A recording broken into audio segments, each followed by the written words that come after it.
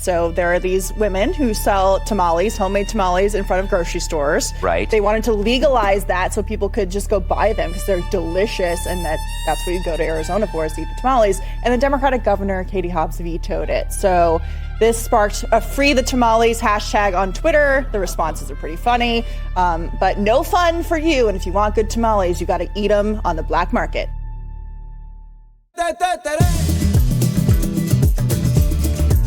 In Arizona, we have a big Hispanic population, one of the biggest in the country. And the Hispanic community has always been driven by their connection to heritage, which includes food. And so tamales is very common. And for many people, it's not only a meal, it's a way of life. Most people wouldn't be aware that food that individuals are making in their home and then distributing to the public through sale, it's illegal to do that. Essentially, any food that is made in your kitchen at home that can spoil if it's left on the shelf without refrigerating. It becomes supposedly a public health issue. It really does cast a wider net than just tamales, but for us, being in Arizona, tamales is a key component. So for many people, they lived in fear, they lived in darkness. One of the common stories that you would hear about single moms, they would go out to the communities with the best intentions because they just wanted to put food on the table. Their investments would go to waste because the state would show up and would throw away all the money that they had in producing these foods. When we found out that food vendors were being shut down and their products were being trashed, we were quite surprised that this was happening in Arizona. To know that there were government regulations that were stopping people from providing a product was quite surprising. So that's why we got involved in the fight. We knew we had to make a difference, and we knew we could. When the bill started moving through the legislature, it was exciting. It got overwhelming support. And then it went to the governor. Then we saw the veto.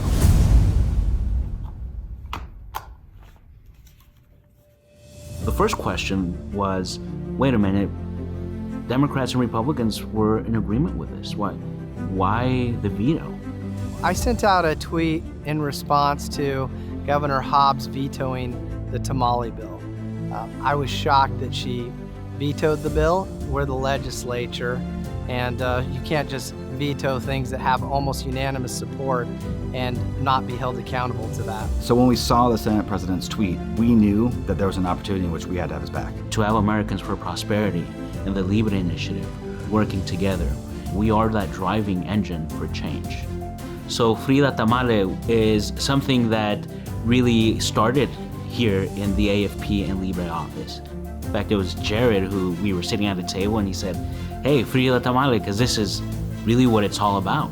Our key was to explain to as many people in as short of a period of time what exactly the governor vetoed and how absurd it really was. So that's why we put a cartoon tamale behind bars. And I think it really connected with folks in understanding how ridiculous government regulation is.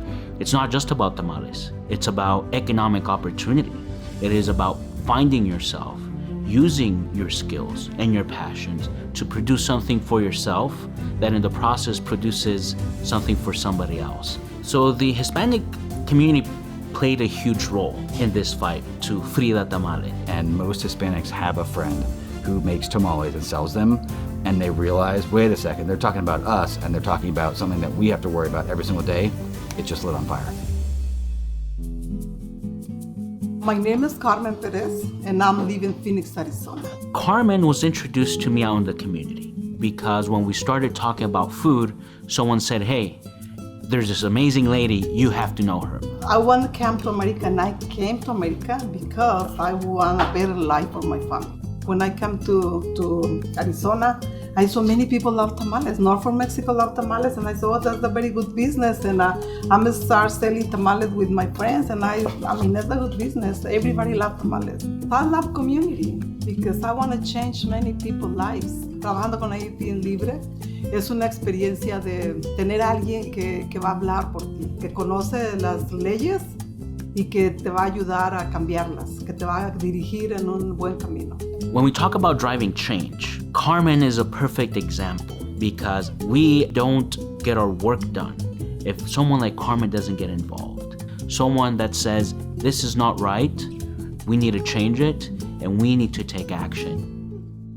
So the tactic we use to be effective in this effort is really get the messaging in front of the individuals that are going to make the decision, so legislators. So the first thing we did is we decided we're going to hold a rally down at the Capitol, and we gave out tamales. We gave out stickers that said "Free the Tamales" to every legislator.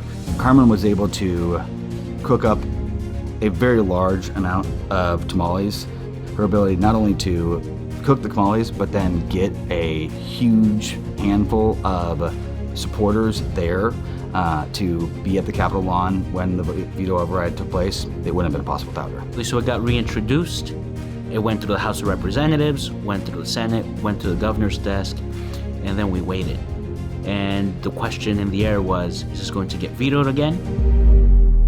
Just into our AZ Family newsroom, Governor Hobbs signing a number of bills into law today, including the so-called Tamale bill.